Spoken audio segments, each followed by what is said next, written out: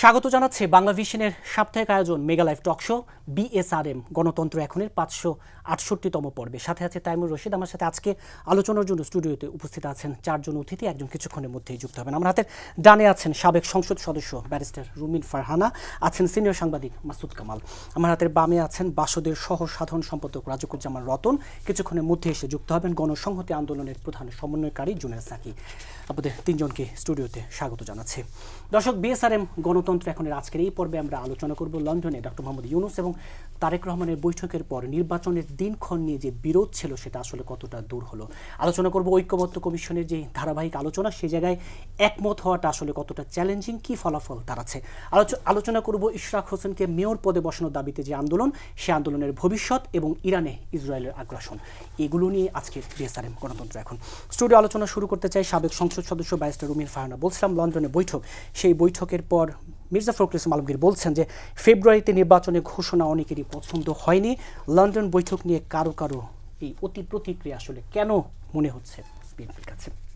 আপনাকে অসংখ্য ধন্যবাদ। আপনি জানেন যে দীর্ঘদিন মানুষের মধ্যে এক ধরনের অস্বস্তি, এক ধরনের মানে চাপা একটা টেনশন ছিল যে বাংলাদেশে আগামী নির্বাচনটি কবে হতে যাচ্ছে। বিভিন্ন মহল থেকে নির্বাচনের জন্য জোরে সোরে চাপ দেওয়া হয়েছে। বিশেষ করে অর্থনৈতিক যে থিঙ্ক ট্যাঙ্কগুলো আছে তারা, ব্যবসায়ী মহল, আমাদের দেশপ্রেমিক সেনাবাহিনী এবং সকল রাজনৈতিক দলই কিন্তু ধীরে ধীরে নির্বাচনের দাবি তুলছিল।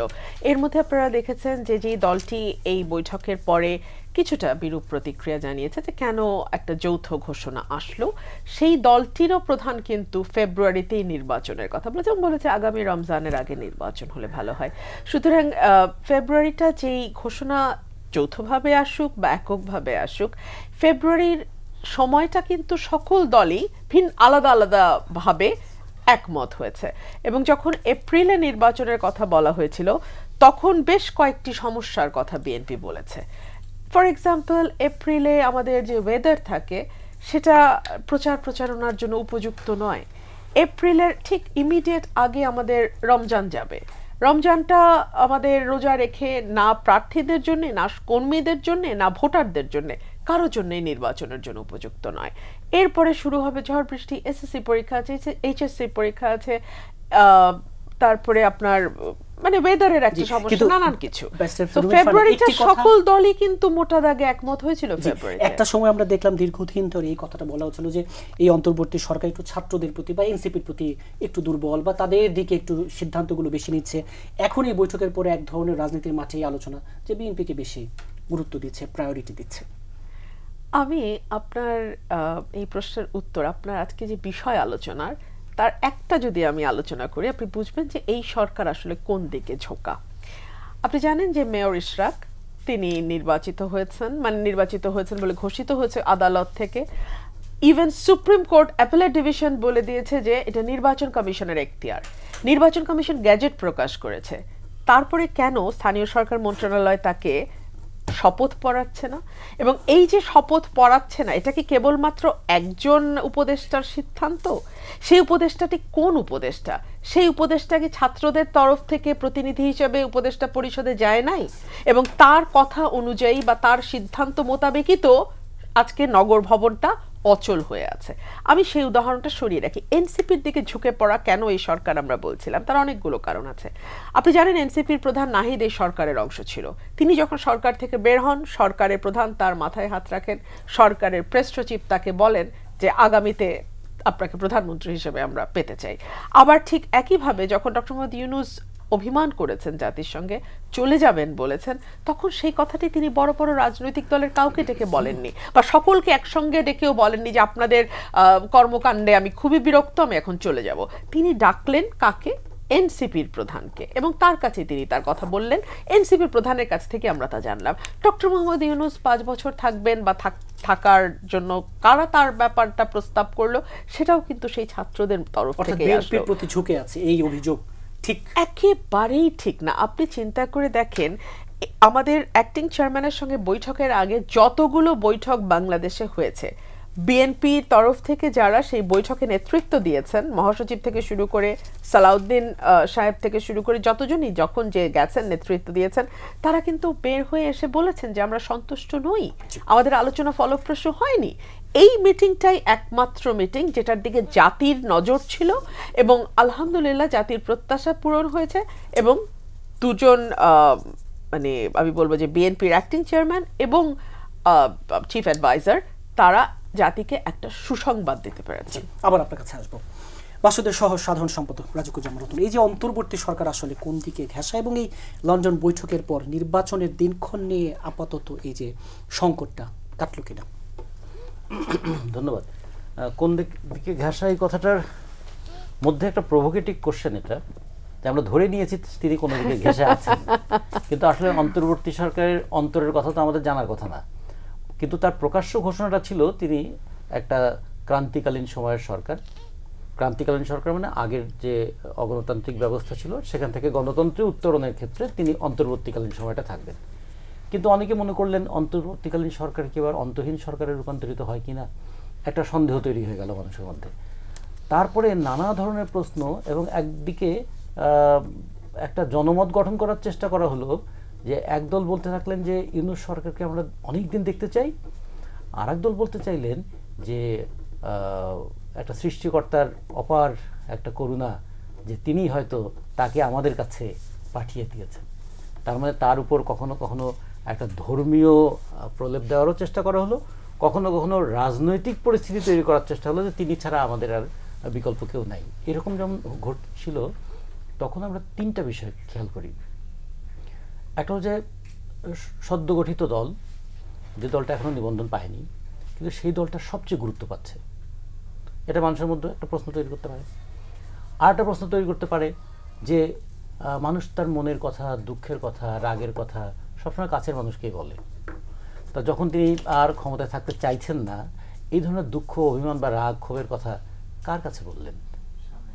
3 নম্বর, যে তিনি যখন বললেন, কিংবা তারা যখন বললেন যে আমাদেরকে ছাত্ররাই তো বসিয়েছে, এবং তাদের আবার তারা প্রত্যাশা ব্যক্ত করলেন একদিন তোমরা যেন ভালোভাবে রাজনীতি করতে পারো, তার ব্যবস্থাটা আমাদের করে দিতে হবে।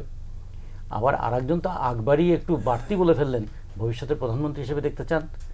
এগুলো মানুষের কাছে মেসেজ হিসেবে গিয়েছে, এটাগুলো মেসেজ। তারপর অ্যাকশনগুলো যদি দেখা যায়, অ্যাকশনগুলোর ক্ষেত্রেও নানা ধরনের যে অ্যাক্টিভিটিসগুলো দেখা যাচ্ছে, তাতে মনে হচ্ছে যে অন্তর্বর্তীকালীন সরকারের যতখানি নিরপেক্ষ থাকার কথা ছিল তিনি ততটুকু নিরপেক্ষ না, ঠিক ততখানি তিনি পক্ষপাতিত্ব করছেন কোনো কোনো ক্ষেত্রে। আর একটা বিষয় খুবই গুরুত্বপূর্ণ, আমরা যদি বলি অন্তর্বর্তীকালীন সরকার কার পক্ষে আছেন, তার চেয়ে বড় কথা অন্তর্বর্তীকালীন সরকার কি কি কাজ করছেন। আচ্ছা, বাজার নিয়ন্ত্রণের ব্যাপারে অন্তর্বর্তীকালীন সরকারের ভূমিকাটা কি? বাজার মানে ব্যবসায়ীদের নিয়ন্ত্রণ করার ক্ষেত্রে। আচ্ছা, শেয়ার বাজার নিয়ন্ত্রণের ক্ষেত্রে অন্তর্বর্তীকালীন সরকারের ভূমিকাটা কি? আচ্ছা, মানবিক করিডোরের নামে হঠাৎ করে করিডোর দেওয়ার প্রশ্নটা উঠলো, এটা কি অন্তর্বর্তীকালীন সরকারের ম্যান্ডেটের মধ্যে পড়ে কিনা? তারপরে এখন চট্টগ্রাম বন্দর ডিপি নামক একটা প্রতিষ্ঠানের কাছে, দুবাই ভিত্তিক, তার কাছে যেটা বলি নিউ মুরিং কন্টেইনার টার্মিনাল, সেটাকে পরিচালনার দায়িত্ব দেয়া, এবং সেক্ষেত্রে যে কমেন্টটা হলো যে আমরা বিশ্বের সেরা কোম্পানিকে পরিচালনার দায়িত্ব দিয়েছি, তখন এরকম মনে হলো যে আচ্ছা, বিশ্বের সেরা কোম্পানিকে আমাদের লাভজনক বন্দরটা পরিচালনার দায়িত্ব দিচ্ছেন, ঠিক তেমনি বিশ্বের বিভিন্ন জায়গা থেকে সেরা সেরা মানুষকে নিয়ে এসে 2 দিন পরে যদি বলে আমরা তাদেরকেই দেশ পরিচালনার দায়িত্ব দিলাম, তো মানুষের মধ্যে নানা ধরনের কিন্তু কনফিউশন দানা বেঁধে উঠছে। সেখান থেকে মনে হচ্ছিল যে মূলত ক্ষমতাটাকে একটু প্রলম্বিত করতে চান। নির্বাচনের আগে এমন কিছু জটিলতা তৈরি হচ্ছে, যে জটিলতাগুলো নিরসন করার চাইতে জটিলতাগুলোকে টিকিয়ে রাখার ক্ষেত্রে ভূমিকা পালন করেছেন, এবং সবচেয়ে বড় কথা একটু ঝুঁকে আছেন যে যে দলটা তার পছন্দের দল, যে দল দ্বারা তিনি নিয়োজিত হয়েছেন বলে মনে করেন, তাদেরকে সংস্কারের নামে সময়ক্ষেপণ করে তাদেরকে সহযোগিতা করার দিকে। ফলে এই দিক থেকে মনে হয় যে যদি বলি সংস্কারগুলো কোন কোন জায়গায় হওয়া দরকার ছিল, সেই জায়গায় সংস্কারের চাইতেও এমন এমন বিষয়গুলো বিতর্কের সামনে চলে এলো, তাতে মনে হলো সংস্কারের চাইতে সময় নেওয়াটাই তাদের কাছে অনেক বেশি প্রয়োজনীয়। এখান থেকে আমরা একটা কনক্লুশনে আসতে পারি যে একটা জায়গায় তিনি নিরপেক্ষতা রক্ষা করেন নাই। সেটা কি? যে যখন তিনি চেয়ারে আছেন, একটা চেয়ারের নিরপেক্ষতা সেটা তিনি রক্ষা করেননি। সিনিয়র সাংবাদিক মাসুদ কামাল, এই যে অন্তর্বর্তী সরকার কতখানি নিরপেক্ষ এবং এই যে এনসিপি যে দলটি আগামী রবিবার নিবন্ধনের জন্য আবেদনই করবে, ওই দিনই শেষ দিন, এই যে সেই জায়গায় অন্তর্বর্তী সরকার আসলে কতখানি নিরপেক্ষ এবং লন্ডন বৈঠক নির্বাচন নিয়ে যে ধোঁয়াশা সংকট সেটি কাটলো কিনা? আমি এই অন্তর্বর্তী সরকার যেটা আছে এদের আমি নিরপেক্ষ মনে করি না, একদমই মনে করি না। ডক্টর ইউনূসকে তো মনেই করি না। উনি নানাভাবে বিশেষ বিশেষ দলের প্রতি উনি মানে দুর্বল। এই দুর্বলতা উনি একাধিকবার মানে প্রকাশ করেছেন। একবার প্রকাশ করেছেন এনসিপির প্রতি, একবার প্রকাশ করেছেন জামাতের প্রতি, এখন প্রকাশ করে চলেছেন বিএনপির প্রতি। এটা হলো আমার বিবেচনা। আবার আগামী দিনে কী আসবে জানি না। সাকিব ভাই আছে, ওনার দলের প্রতি দুর্বলতা প্রকাশ করতে পারে। উনি যে কখন কোন দিকে যাবেন এটা বলা কঠিন। আমি মনে করি উনি এই ডক্টর ইউনূস আগামী যে নির্বাচনটা হবে এই নির্বাচন পরিচালনার অযোগ্য একজন ব্যক্তি, এটা আমি মনে করি। উনি আইন শৃঙ্খলা রক্ষা করতে পারতেছেন না। কারণ ওদের একটা ঘটনা শুনলাম, সিম্পলি একটা ঘটনা বলি, যদি এটা অপ্রাসঙ্গিক মনে হতে পারে। এই যে নুরুল হক নূর, উনি ওনার এলাকায় গেলেন, উনি আসবেন, আসার পথে রাস্তা ওনাকে আটকানো হলো, দা কিরিশ মিরিশ নিয়ে এগুলি নিয়ে। উনি পুলিশকে ফোন করলেন, পুলিশ কোনো রেসপন্স করলো না। আর্মিকে ফোন করলেন, আর্মিও তার নিরাপত্তা দিতে পারলো না। তো এটা এর জন্য বিএনপি দেয় না জামাত দেয় না কে দেয় এত জানা দরকার নেই। আমার বিবেচনা এর জন্য সরকার দেয়। সরকার একজন লোককে একটা এলাকায় নিরাপত্তা দিতে পারে না, তো যখন ইলেকশন আসবে কেমনে করে ঘুরবে? ওই লোক তো ঘুরতেই পারবে না, কেউ পারবে না, কেউ পারবে না। তো এই সরকার তো ব্যর্থতা পদে পদে প্রমাণ করতেছে। একদম ইলেকশনের আগের দিন সে সক্ষম হয়ে যাবে। এখন যারা হাঁটু কাঁপে তারা আপনি বলতেছেন যে তুমি 100 মিটার দৌড়ে যে ফার্স্ট হও, কারণ উনি তো আবার ইতিহাসে সবচেয়ে শ্রেষ্ঠ নির্বাচন দিবেন। উনি ইতিহাসও জানেন না, শ্রেষ্ঠ বুঝেন না। কয়ে দিলেন একটা কথা, কি হিসেবে দিবেন উনি? ওনারা এখন যত লোকে বলতেছে, এর আগে আমি সিম্পল বলি, 91 যে নির্বাচন ছিল, 96 যে নির্বাচন ছিল, ওই জাস্টিস হাবিবুর রহমান বলেন, শাহাবুদ্দিন আহমেদ বলেন, এদের নিয়ে তো কেউ কোনো আপত্তি করে না। ওরা কিন্তু আপত্তি করার লোকের অভাব নেই। তো উনি কেমনি করে কয় এগুলি? তো যাই হোক, নিয়ে সেটা অন্য হিসাব। এখন আপনি যেটা বলছেন লন্ডনের যে এটা হলো আরেক বিষয়। আমার কাছে মনে হয় যে উনি দেখেন লন্ডনে তার মানে নেট অ্যাচিভমেন্টটা কি? নেট অ্যাচিভমেন্ট হলো বিএনপির সঙ্গে নির্বাচনের তারিখ নিয়ে বিরোধটা নিরসন করা। কারণ তারেক রহমান সাহেব যেভাবে হ্যান্ডশেক করলেন, বোঝা গেল নিরসন হয়েছে। আচ্ছা, এই নিরসনটা করার জন্য ওনাকে লর্ড বহন নিয়ে ব্রিটেন যাইতে হলো কেন? আপনাকে লাভ দিয়ে যে 6 তারিখে কেন ঘোষণা করতে হলো যে ইলেকশন এপ্রিলে হবে? আপনি কিসের উপর ভিত্তি করে করলেন এটা? এর আগে যে মিটিংটা করলেন আপনি 2 তারিখে, সেই 2 তারিখে মিটিংয়ে করা দল ছিল সমস্ত দলগুলি, মানে আমাদের 80% দল বাইরে বললো যে আমরা নির্বাচন চাই ডিসেম্বরে কিংবা তারও আগে। এই তো বলছে। ওনার কাছে এপ্রিল চাইছে কে? এক জামাত বলছে ফেব্রুয়ারি থেকে এপ্রিলের মধ্যে। তো উনি ওইটা মানলেন, এবং ওটা অথবা উনি নিজে নিজেই চিন্তা করলেন কেন এপ্রিল। উনি কোনো ব্যাখ্যা দিচ্ছেন যে এই কারণে এপ্রিল, এই কারণে ডিসেম্বর খারাপ? কোনো ব্যাখ্যা দিচ্ছে? কোনো ব্যাখ্যাও দেয় নাই। ওনার মনে হয়েছে এপ্রিল, অথচ এপ্রিল। তো ওনার যখন একজন ব্যক্তি যখন মনে হয় এবং তার মনে হওয়ার মতো করে যখন দেশ চলে এবং সেই যখন শাসক হয়, ওই এই একজন ব্যক্তির ইচ্ছে যখন হয়, তখন এটা কি বলে? এটাই তো সরে শাসন। ওনারা যা ইচ্ছে উনি তাই করতেছেন। কারণ সংলাপ করেন, লন্ডনে বৈঠক করলেন, বৈঠক করে বললেন যে নির্বাচন হতে পারে। বিএনপি তো লাফাচ্ছে, মনে করছে ঈদ। বিএনপির চেহারা কথাবার্তা মনে হয় ঈদ হয়ে গেছে। একটা ঈদ 7 তারিখ হয়েছে, আর একটা ঈদ তাদের 13 তারিখে, 1 সপ্তাহের মধ্যে। আমি যদি কই 2টা কোরবানি হয়েছে, 7 তারিখে এক কোরবানি হয়েছে, 13 তারিখে আরেক কোরবানি হয়েছে। বিএনপি পাইছিটা কি বলুন তো আপনি? এখান থেকে একটা যে যৌথ ঘোষণা আসছে, ওর চেয়ে অস্পষ্ট কোনো ঘোষণা আছে?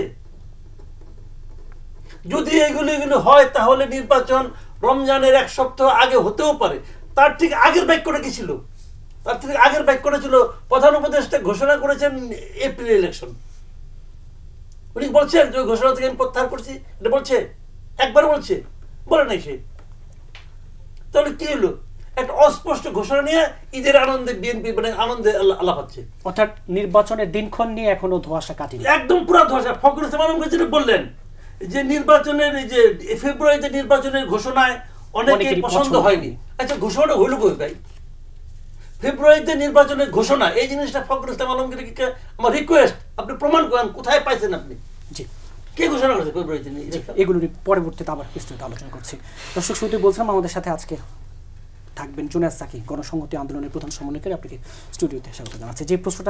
যে বিষয়টা নিয়ে আলোচনা করছিলাম, লন্ডনে বৈঠক এবং সেই বৈঠকের পরে নির্বাচন নিয়ে আসলে দিনক্ষণ নিয়ে ধোঁয়াশা কতটা কাটলো, এবং এই যে নানা প্রশ্ন এলো, অন্তর্বর্তী সরকার কতখানি নিরপেক্ষ এবং একটা নিরপেক্ষ নির্বাচনের যোগ্যতা আসলে এই সরকারের রাখে কিনা, আছে কিনা। ধন্যবাদ সবাইকে, সালাম এবং শুভেচ্ছা যারা দেখছেন, আসসালামু আলাইকুম। এবং দুঃখ প্রকাশ করছি আমি কিছুক্ষণ বিলম্বে প্রবেশ করেছি একটা বিশেষ কারণে। তো আমি তো আসলে সব কিছু জানি না, জানিটা নিয়েও কম, কিন্তু যে কথাটা আসলে আমাদের বাইরে থেকে মনে হয়েছে, আমরা যখন প্রধান উপদেষ্টার সাথে দেখা করেছিলাম তখন ইলেকশনের তারিখ বিষয়ে অনেকদিন ধরে আমরা কথা বলছিলাম যে আমরা আসলে যে বিষয়গুলোকে অগ্রাধিকার দিতে চাই, বিশেষভাবে ধরুন সংস্কার একটা খুব গুরুত্বপূর্ণ প্রশ্ন, এবং কি কি সংস্কার হবে সেই বিষয়ে একটা ন্যূনতম ঐক্যমত্য যার ভিত্তিতে একটা জাতীয় সনদ হবে। তো সেইটা তৈরি করাটা খুব জরুরি। পার্থক্যও থাকবে, সেই পার্থক্যগুলো নিয়ে আমরা জনগণের কাছে যাব। এখন এইটা ফোকাস আসতে পারছে না, মানে এটাই প্রধান কেন্দ্র হচ্ছে না, কারণ নির্বাচনের তারিখ নিয়ে অনিশ্চয়তা পুরো রাজনীতিকে এমনভাবে আবর্তিত করছে যে সেটা বরং অস্থির হয়ে উঠছে। যে সরকারকে আমরা সমর্থন দিয়ে যে সরকার দাঁড়িয়ে আছে সেই সরকারের সাথে দূরত্ব বৃদ্ধি পাচ্ছে, এবং সেটা একটা রীতিমতো মানে এমনকি প্রতিপক্ষের রূপ নিয়ে যেতে পারে, সেই রকম একটা জায়গা তৈরি হচ্ছে। তো সেটা কোনোভাবেই তো আসলে কাম্য না, এবং সে কারণেই নির্বাচনের তারিখটা দ্রুত পরিষ্কার হওয়া দরকার। এবং নির্বাচনের তারিখ নিয়ে তারপর আমরা যে প্রশ্নটা করেছি যে আপনার যে প্রাথমিক টাইম লাইন ডিসেম্বর থেকে 26শে জুনের মধ্যে, এটার মধ্যে কি নির্বাচন হবে? উনি কিন্তু বলেছেন একদিনের জন্য সেদিকে যাবে না। তখন আমরা বলেছিলাম যে আচ্ছা, আমরা ডিসেম্বর থেকে জুন এই সময়টাকে বিবেচনা করি, আমরা দেখব যে ফেব্রুয়ারি 20 অ্যারাউন্ড রোজা শুরু হবে, মার্চের 20 পর্যন্ত রোজা চলবে, ঈদ, তারপরে ধরুন 10 দিন ঈদের ছুটি, তাহলে তারপরে 1 এপ্রিল থেকে 15ই মে পর্যন্ত একটা 45 দিনের সময় পাওয়া যায়। তারপরে আবার কোরবানি ঈদ, কোরবানি ঈদের পরে যেতে গেলে এটা জুন ছাড়িয়ে যায়। তাহলে আপনার নির্বাচনের সময় হয় বিটুইন 2 ঈদ, আর না হয় রোজার আগে অর্থাৎ ফেব্রুয়ারির প্রথমার্ধে। এখন ওই এপ্রিল মে মাসে যেভাবে ধরেন পরীক্ষা কিংবা রমজানের পরপর এই সময়টা হয়, তার রোজার মধ্যেই প্রচারণা শুরু করতে হবে, পরীক্ষা থাকে, ঝড় বৃষ্টি গরম থাকে, তাতে ওইটা ইলেকশনের জন্য উপযুক্ত নয়।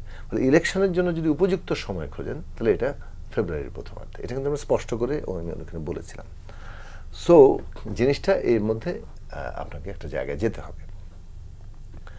তো সেটা আমরা যখন উনি যখন ঘোষণা করলেন তখন আমরা দেখলাম এপ্রিলের প্রথমার্ধ, এবং সে কারণে তাৎক্ষণিক প্রতিক্রিয়া আমরা বলেছিলাম যে এটা উপযুক্ত সময় নয়, এবং এর ফলে অনেকগুলো প্রতিবন্ধকতার সম্মুখীন হতে হবে যারা নির্বাচন করবেন ইত্যাদি ইত্যাদি। তো সেখান থেকে আমরা এই দাবিটা করেছিলাম যে ইলেকশন টাইম নিয়ে আলোচনা করার সুযোগ থাকা উচিত, মানে যেহেতু এটা নিয়ে একটা অস্বস্তি এবং মানে সময়টার উপযুক্ততা নিয়ে একটা মতবিরোধ দেখা দিয়েছে। তারপরে আমরা দেখলাম লন্ডনে উনি যুক্তরাজ্য সফরে গিয়েছেন, সেখানে বিএনপির অ্যাক্টিং চেয়ারপারসন জনাব তারেক রহমান তার সাথে দেখা করেছেন, বৈঠকটা আগে থেকেই নির্ধারণ করা ছিল। সেইখানে অন্যান্য অনেক বিষয় নিয়ে নিশ্চয়ই আলোচনা হয়েছে, 2 ঘন্টা বৈঠক, কিন্তু নির্বাচনের প্রসঙ্গটা এসছে, এবং তিনি বলেছেন যদি বিচার এবং সংস্কার যথেষ্ট অগ্রগতি হয় তাহলে রোজার আগেও নির্বাচন সম্ভব। তার মানে উনি ইঙ্গিত দিয়েছেন একটা আলোচনা সম্ভব। এটাই একটা জায়গা। এখন একটা বৈঠকে কারণ একটা দলের নেতার সাথে বৈঠকে অনেকগুলো বিষয় নিয়ে আলোচনা হতে পারে, এবং সেখানে পরিষ্কার বোঝা যাচ্ছে যে অন্যতম গুরুত্বপূর্ণ রাজনৈতিক দল বিএনপি তার অ্যাক্টিং চেয়ারপারসনের সাথে বসছেন। পুরো রাজনৈতিক উত্তরণ প্রক্রিয়াটা একটা গুরুত্বপূর্ণ ঘটনা, কিন্তু ওইখানেই বসে আসলে তো পুরো সিদ্ধান্তটা আসবে না, এটা আসবে হচ্ছে মানে সবার সাথে বৈঠক করে। কিন্তু একটা ইঙ্গিতের জায়গাটা যেটা তিনি দিয়েছেন সেটার থেকে স্পষ্ট বোঝা যায় যে আলোচনাটার সুযোগ আছে, এবং সামনে হয়তো কোনো বৈঠকে ইয়েটা হবে। ইতিমধ্যে আমরা সংস্কারের ক্ষেত্রেও জুন জুলাই 5ই আগস্টের মধ্যেই একটা জাতীয় সনদ হয়ে যাবে, অর্থাৎ কোথায় আমাদের একমত আছে, যেগুলো দ্বিমত থাকবে সেগুলো তো দ্বিমত থাকবে, সেটা নিয়ে নির্বাচনে যাওয়া যাবে। ফলে কোর্স অফ অ্যাকশন যদি আমরা দেখি তাহলে সংস্কার নির্বাচনের একটা কোর্স অফ অ্যাকশন তৈরি হচ্ছে, বিচারের প্রক্রিয়া তো চলছে, এটা আরো দৃশ্যমান হোক, আরো ত্বরান্বিত হোক, সেটাই মানুষ প্রত্যাশা করে। বড় দাগে এই সরকারের কাজের ক্ষেত্রে, এই 3টা বড় দায়িত্বের ক্ষেত্রে এক ধরনের মানে যাকে বলে যে অগ্রগতি বলেন কিংবা চলছে কাজটা। অন্যান্য দায়িত্ব পালনে তাদের অনেক রকম সীমাবদ্ধতার জায়গা আছে, সেগুলো নিয়ে কথা বলতে হবে। এইগুলোতেও সীমাবদ্ধতা ছিল, কিন্তু মোটা দাগে আমরা বলবো যে আমরা এখনো চলছি, ফলে একেবারে নিরাশ হওয়ার মতো পরিস্থিতি আমরা দেখছি। নিরাশ হওয়ার মতো সুযোগ নেই। জি, আলোচনা ফিরছি বিরতির পর। দর্শক, বিএসআরএম গণতন্ত্র এখন একটি ছোট বিরতির সাথেই থাকুন, ফিরছি বিরতির পর।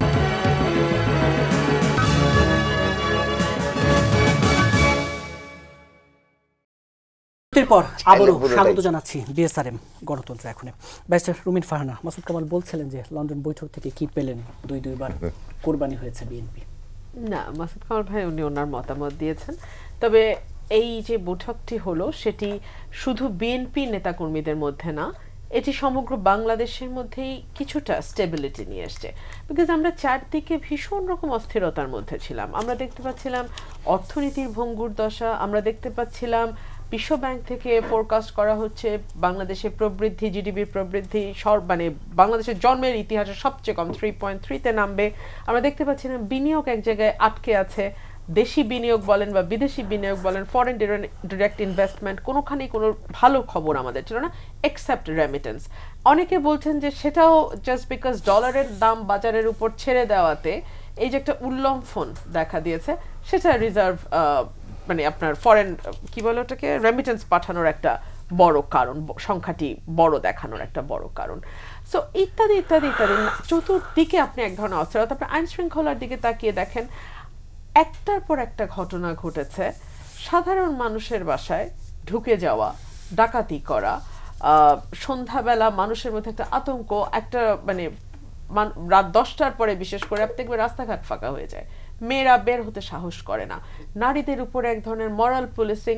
সো আপনি যেদিকে তাকাবেন আপনি অস্থিরতা দেখবেন, অশান্তি দেখবেন, এবং প্রত্যেকটা মানুষই কেউ বলছিল কেউ বলছিল না, একটা স্টেবিলিটি বা একটা মানে কনসিস্টেন্ট গভর্নমেন্ট যেটাকে বলে রাজনৈতিক সরকার, এরকম একটা দিকে মানুষ চাইছিল।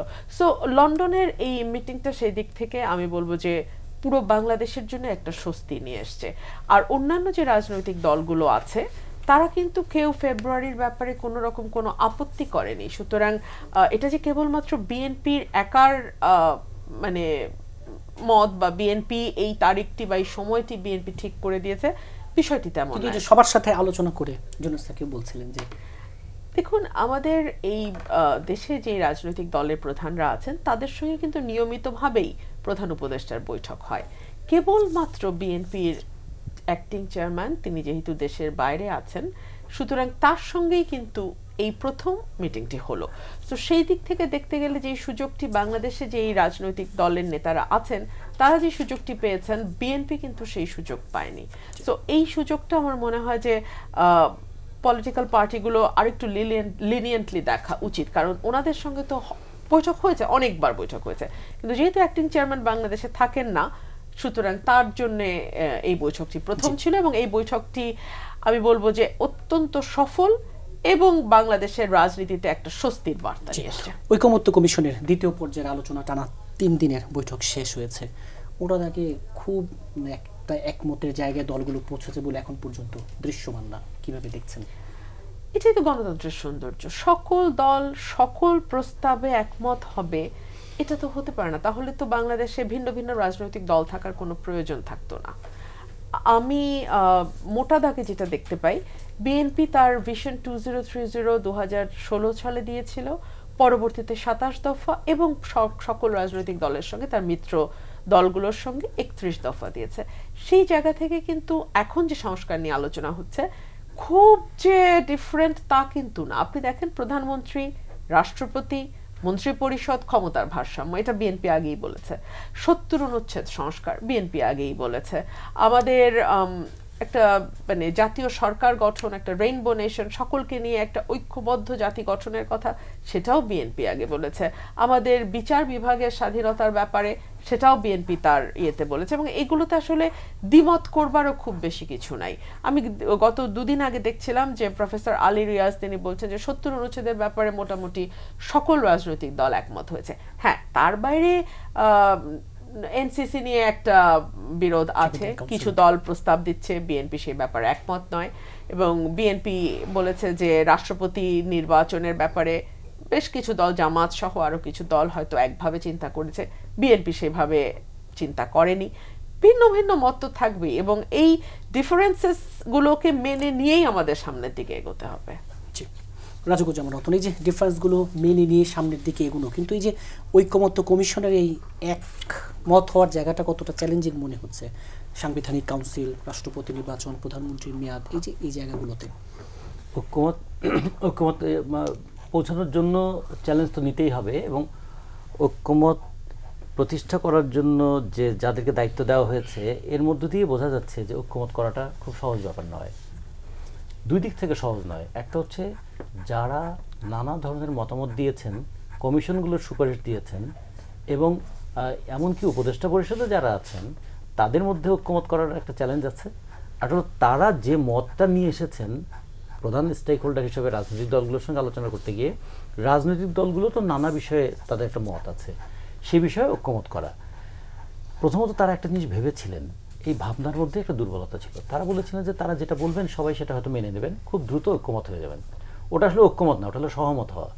তো সহমত হওয়াটা এত সহজ ছিল না, ফলে বিতর্ক হয়েছে। বিতর্ক হতে গিয়ে কখন তাদের মধ্যে বিরক্তি আমরা দেখেছি, এবং বিরক্তি থেকে কখনো কখনো তারা বলেছেন যে দুই ধরনের কথা হচ্ছে, যদি আপনারা ছোট সংস্কার চান তাহলে এরকম হবে, যদি বড় সংস্কার চান তাহলে এরকম হবে। মানে তাকেও তখনও কিন্তু একটা কথা বলে একটা কন্ডিশন তৈরি করার চেষ্টা করা হয়েছে, আপনারা আসলে কী চান এবং তার ভিত্তিতে নির্বাচনটা কখন হতে পারে। হ্যাঁ, এখন সেই ক্ষেত্রে ঐক্যমত করার জন্য যে প্রক্রিয়াটা আমরা দেখলাম, এবং তার মধ্যে মতামত গ্রহণ করা, মতামতকে যাচাই করা, মতামতকে বাছাই করা, এবং মতামতের পরিবেশ তৈরি করা, কিছু দ্বিমত সেখানে হয়েছে। এবং দ্বিমতের ক্ষেত্রে সৌন্দর্য যেমন আছে, দ্বিমতের ক্ষেত্রে কিন্তু এক ধরনের অসহিষ্ণুতাটার ক্ষেত্রেও আছে, যে কেউ একটু দ্বিমত পোষণ করলেই তাকে পরাজিত ফ্যাসিস্টের পক্ষের লোক বানিয়ে ফেলা। তো এটা কি ঐক্যমতের খুব ভালো মানে সংস্কৃতি? তার মানে যখন আমি বলছি ঐক্যমত তৈরি করব, তার মানে দুটো মত আছে, তো দুটো মতকে প্রথমে রিকগনিশন দিতে হবে, তারপর আমাকে ডিবেটে নামতে হবে, কতখানি গ্রহণ করতে পারি, কতখানি বর্জন করতে পারি। এমন কোনো জায়গায় কি আছে যেখানে পয়েন্ট অফ নো রিটার্ন, এই প্রশ্নে কোনোভাবেই আপোষ করা যাবে না, তাহলে ঠিক আছে সেটুকু বাদ দিয়ে যেটাতে আলোচনা করা যায় সেটাতে আসি। এই ধরনের তো প্রশ্নটা আছে। আমরা ছোটোবেলায় বিজ্ঞান বইয়ে পড়েছিলাম না, যে কিভাবে আলাদা করতে হয়, যে লবণ, বালি এবং কাচের গুঁড়াকে কিভাবে আলাদা করবে। তো এরকম ছিল না, লোহার গুঁড়া কীভাবে আলাদা করবেন। তো ওই তখন তো দেখিয়েছিল কীভাবে একটা থেকে আরেকটাকে আলাদা করে করে শেষ পর্যন্ত আমার নিজের জায়গায় যেতে হয়, প্রসেস অফ এলিমিনেশন তো কীভাবে তৈরি করতে হয়। এগুলো তো আমাদের একসময় স্কুলে পড়িয়েছে, জীবনে তো আমাদের প্রতিদিন এগুলো আমাদের চর্চা করতে হয়। আমরা ঐক্যমত কাউন্সিলেও কিন্তু এই বিষয়টা একটু দেখতে চেয়েছিলাম, কিন্তু তারপরেও কিছু উত্তেজনা আছে, কিছু বিতর্ক আছে। আমরা মনে করি আলোচনাটা হচ্ছে ভালো, আলোচনা হওয়ার মধ্য দিয়ে অন্তত প্রত্যেকের মতগুলো তো বেরিয়ে আসছে, মানুষ দেখতে পাচ্ছে যে কোনটা কি করতে চান। কখনো কখনো হয় কি বলে না, সরল বিশ্বাসে করা কাজ, কিন্তু সবসময় কিন্তু সরল বিশ্বাসের কাজটা সরল হয় না। বলে আমরা একটা সাংবিধানিক কাউন্সিল করতে চেয়েছি, সেটা তো আমাদের একটা সরল বিশ্বাস, কিন্তু আসলে যে ফরমেশনটা সেটার মধ্যে কিন্তু বিষয়টা অত সরল ছিল না। তাহলে সেটা নিয়ে তো প্রশ্ন উঠবেই, সেটা নিয়ে সন্দেহ তৈরি হবে, সেটা নিয়ে বিতর্ক তৈরি হবে। তাহলে আমার সরল বিশ্বাস দিয়ে একটা রাষ্ট্র চলবে না, বরঞ্চ আমার সরল বিশ্বাস রাষ্ট্রের ক্ষতি করে দিতে পারে। সেই ক্ষেত্রে যদি কেউ ধরিয়ে দেয় যে এই প্রশ্নটা এইরকমভাবে সমাধান করা উচিত, সেই পরিবেশটা থাকা উচিত। আমরা মনে করি এই বিতর্কটা হচ্ছে এটা ভালো। এই বিতর্কের মধ্য দিয়ে অনেকগুলো বিষয় বেরিয়ে আসছে, অনেক বিষয়ে একমত হওয়া যাবে, অনেক বিষয়ে একমত হওয়া যাবে না। যে বিষয়ে একমত হওয়া যাবে সেই বিষয়ে ঐক্যমত কাউন্সিল তারা তাদের কাজ করবেন। এর আগে আমি আরেকটা কথা একটু শেষ করতে চাই, যেটা আগে বলতে পারিনি, লন্ডন বৈঠকটা নিয়ে। আচ্ছা, লন্ডন বৈঠকে কি কথা হলো এটা আমরা কেউ জানি না, আমরা সবাই আন্দাজ করছি কেন? এটাও কিন্তু একটা পরিস্থিতি, সার্কামস্টেন্স দেখে আমরা মনে করছি যে কী আলোচনা হতে পারে। আচ্ছা, 2 ঘন্টা কি শুধু নির্বাচনের তারিখ নিয়ে আলোচনা হয়েছে? এই 2 ঘন্টায় আর কোনো বিষয় কি আলোচনা হয়নি? সেগুলো কি হতে পারে? সেগুলো কি এরকম হতে পারে যে নির্বাচনের সময় পরিস্থিতিটা কেমন হবে, নির্বাচনের পরে পরিস্থিতিটা কেমন হবে? আচ্ছা, নির্বাচনের পরে এক্সিটটা কেমন হবে? যারা আছেন তাদের এক্সিটটা কি সেই সম্মানজনক বিদায় হবে, শান্তিপূর্ণ বিদায় হবে কিনা? কারণ যে ঘটনাগুলো ঘটেছে সেগুলোর আবার আর এক ধরনের প্রতিক্রিয়া হবে কিনা? নির্বাচনের মধ্যে দিয়ে কারা ক্ষমতায় আসতে চান, কারা ক্ষমতায় আসতে পারেন? ক্ষমতায় আসতে তো সবাই চাইবেন, কিন্তু ক্ষমতায় আসতে পারবেন কারা? যারা পারবেন তারা ক্ষমতায় এসে কি করবেন সেগুলো কি আলোচনার বিষয় থাকতে পারে না? এর সঙ্গে সাম্প্রতিক যে বিষয়গুলো দেশের মধ্যে খুবই আলোচিত বিষয়, রাজনৈতিক, ভূ রাজনৈতিক এবং আন্তর্জাতিক মহলে, সেগুলোকে কিছু আলোচনা হয় নাই। আমরা মনে হচ্ছে যে শুধুমাত্র ওই নির্বাচনের তারিখটাই বোধহয় আলোচনা হয়েছে, আমার মনে হয় তা না। নির্বাচনের তারিখটা সামনে ছিল, ভিতরে হয়তো আরো অনেক কিছু। তো আমরা 2 ঘন্টা ধরে এইটুকু, আমরা তো 5 জন মানুষ 1.5 ঘন্টায় কত কথা আলোচনা করতেছি, একদম চায়ের দোকান থেকে ট্রাম্প পর্যন্ত সব আমরা আলোচনা করে ফেলছি। তাহলে 2 ঘন্টায় তারা কি শুধুমাত্র নির্বাচনের ফেব্রুয়ারি না এপ্রিল এটুকু আলোচনা করেছেন? আরো অনেক বিষয় সেখানে আলোচনা হয়েছে। আমরা সেটা দেখবো ভবিষ্যতে, বলতে না চাইলেও ভাবভঙ্গিতে তার কিছু প্রকাশ আমরা দেখতে পাবো নিশ্চয়ই। মাসুদ কামাল, এই যে ঐকমত্য কমিশনে এরকম কথা বলা হচ্ছে, দু একটি দলের প্রস্তাবকে প্রাধান্য দেওয়া হচ্ছে। মঙ্গলবার আমরা দেখেছি জামাত অংশ নেয়নি, বুধবার আবার জামাতকে বেশি সময় দেওয়া হয়েছে, এই অভিযোগে হট্টগোল হয়েছে, 2-3টি দলের প্রতিনিধি বেরিয়ে গেছেন। ওই যে বলছিলাম যেটি, যে একমত হওয়াটা আসলে কতটা কঠিন হবে? একমত হওয়া তো কঠিন হবে, কারণ এরা তো মানে ভিন্ন ভিন্ন রাজনৈতিক দল, ওদের ভিন্ন ভিন্ন রাজনীতি আছে, ওদের ভিন্ন ভিন্ন কৌশল আছে। এই জামাত একদিন যায়নি, পরের দিন গেছে, তো একই লোকের কাছে গেছে, একই লোক গেছে, তো একদিন না দিয়ে এটা তার রাজনৈতিক কৌশল, চাপ প্রয়োগের একটা কৌশল, যে আমার কথা না শুনলে অথবা আমাকে একটু কম আদর করলে আমি একটু কম যাব, আমি অভিমান দেখানো। অভিমান তো একটা মানবিক বৈশিষ্ট্য না, তো অভিমান দেখাচ্ছে তারা, প্রবলেম তো নাই কোনো, এরকম হতেই থাকবে। কিন্তু মোদ্দা কথা হলো গিয়ে যে ঐক্যমত কমিশন যেটা হয়েছে, এইটার যে কাজগুলো হচ্ছে, আমার কাছে মনে হয় কি ভালো একটা রিপোর্ট হবে, অমুক হবে তমুক হবে, এইটা নিয়ে এত সিরিয়াস হওয়ার কিছু নাই, এটা আমার কাছে মনে হয়। দেখেন, এরা যখন সংস্কার শুরু করছে তারও অনেক আগে বিএনপি একটা 31 দফা দিয়ে রাখছে। অনেক রাজনৈতিক দলেরও অনেক রকম প্ল্যান আছে, রাষ্ট্র কীভাবে পরিচালনা করতে হবে না করতে হবে, তাদের নিজস্ব কিছু পরিকল্পনা কিন্তু সব রাজনৈতিক দলেরই টুকটাক আছে। তো এদের কাছে কি এই গভর্নমেন্ট এই ঐক্যমত কমিশনগুলো গঠন করার আগে, এই যে আপনার সংস্কার কমিশনগুলো করার আগে, এদের কাছে কোনো প্রস্তাবনা চাইছে? এই যে আপনাদের কার কাছে কি কি প্রস্তাবনা আছে আমাদেরকে দেন, তারপরে আমরা এগুলি নিয়ে বসি। তাকে তারা চাইছে? চায় নাই।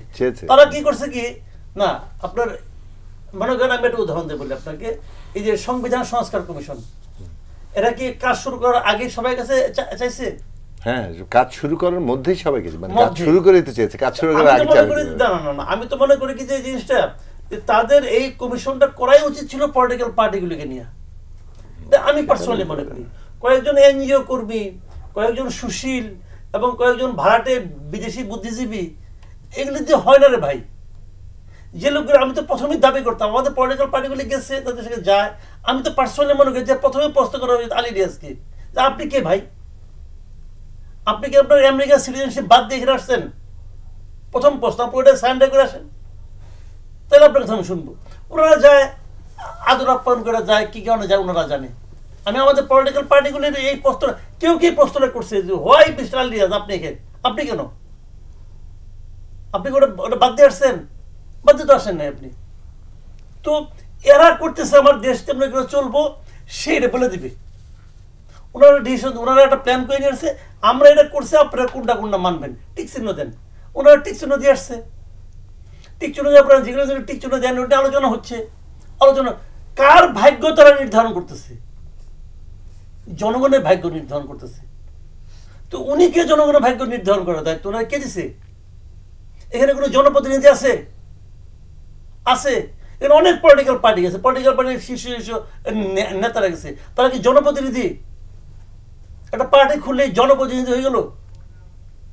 পাবলিক তারা পাঠাইছে এখানে, উনি নিজে সিদ্ধান্ত নিচ্ছেন যে আমি একটা পার্টি করছি, আমি এই জনগণের উন্নতি করবো, এটা ওনার সিদ্ধান্ত। জনগণ বলছে আপনি আমার ভাগ্য নিয়ন্ত্রণ করেন, বলছে বলেন তো। এখানে যাদের সঙ্গে মিটিং করতেছে, ক্রাইটেরিয়াটা কি? কোন দলগুলো এখানে গেছে? সবগুলি নিবন্ধিত দল। নিবন্ধন কে দিছে? কোন নির্বাচন কমিশন দিয়েছে নিবন্ধন? খেয়াল করেন। আচ্ছা, তাহলে এনসিপি কেমনি গেল? এনসিপি আন্দোলনের সামনে ভাগে ছিল, মানলাম। তাহলে তো আপ বাংলাদেশে ছিল সামনে, আপ বাংলাদেশ ছিল না? যে আলী হাসান, জুনায়দ শাহ, ওরা তো সামনে ছিল, তো ওদেরকে ডাকলেন না কেন আপনি? ভাই ক্রাইটেরিয়াটা কি? আর এখানে ঐক্যমত, এটা কি পুরো জাতীয় হয়েছে, ইনভলভ হয়েছে ইনভলভ? আপনি কি সিদ্ধান্ত দেওয়ার যে কে স্বৈরাচারের দোষর আর কে দোষর না, ওই বিচার হয়েছে? এগুলো তো বেসিক কোশ্চেন। এই কোশ্চেনগুলো কোনো জবাব আছে নাকি? এখানে মনে করেন আওয়ামী লীগের হাজার হাজার ভোটার আছে। কয়েকদিন আগে আমি দেখলাম যে আপনার ফেসবুকে বিভিন্ন রিল টিল দেখি, একটা বুড়া মানুষ রে ভাই, সে বলতেছে এই কথা, আমার দাদা আওয়ামী লীগ করে, বাবা আওয়ামী লীগ করতে, আমি আওয়ামী লীগ করতেছি, আমার নাতিও আওয়ামী লীগ করে, আর তুমি কেউ আওয়ামী লীগ নাই। ও জানেও না জিনিসটা। ওরা একজন যে বলছে আওয়ামী লীগ কিন্তু নাই, তুমি কলিয়েবো, ও বলতেছে এটা। তো এখন এই জিনিসগুলো আমি বলতেছি, আপনি সিদ্ধান্ত নিয়ে নির্ভয়া দেশে, তোমরা কোনো কিছু বলতে পারবে না। তাহলে ওই লোকগুলি যারা ওখানে ভোট দেয়, ওদেরকে ঐক্যমত মতে তাদেরকে বিবেচনা করা হয়েছে? ওই ভোটারদেরকে জাতীয় ঐক্যমত হয়ে গেল। আওয়ামী লীগের এই আপনি নিষিদ্ধ করছেন, পলিটিক্যাল অ্যাক্টিভিটি নিষিদ্ধ করছেন, তো জাতীয় পার্টিকে পলিটিক্যাল অ্যাক্টিভিটি করতে দেন না কেন? জাতীয় পার্টি তো আপনি নিষিদ্ধ করেন নাই, করতে দেন না কেন? তো এগুলি কি ভাই? শুনেন, ডক্টর ইউনূস আসছে জাতিকে ঐক্যবদ্ধ করার জন্য। আমি মনে করি ওনার প্রধান যে কাজটা উনি সাফল্যের সঙ্গে করতে পারছেন, বাংলাদেশের প্রত্যন্ত অঞ্চল পর্যন্ত ঘরে ঘরে ঝগড়া লাগাই দিচ্ছে উনি। আর এর জন্য দায়ী থাকবে আমাদের দেশের এই যে মেরুদণ্ডহীন নীরব পলিটিক্যাল পার্টিগুলো। এরা কিছুই কয় না। এরা মনে করে আমি বললে যে আমারও বলে দোষর, কে বলবো আপনাকে দোষর? আপনার মুখ নাই, মবের রাজনীতির মধ্যে পড়ে গেছে এখন আমরা। জি, আবার আপনার কাছে আসছি জোরাজ থাকে যে ঐকমত্য কমিশনের ভবিষ্যৎ এবং যদি মাসুদ কামালের মন্তব্যগুলোর। না, মাসুদ ভাইয়ের অনেক বক্তব্যের সাথে আমি মানে বেশ মৌলিকভাবে দ্বিমত পোষণ করি আর কি, কিন্তু এটা তর্ক করার জায়গা না। আমি আমার মতামতগুলো বলি।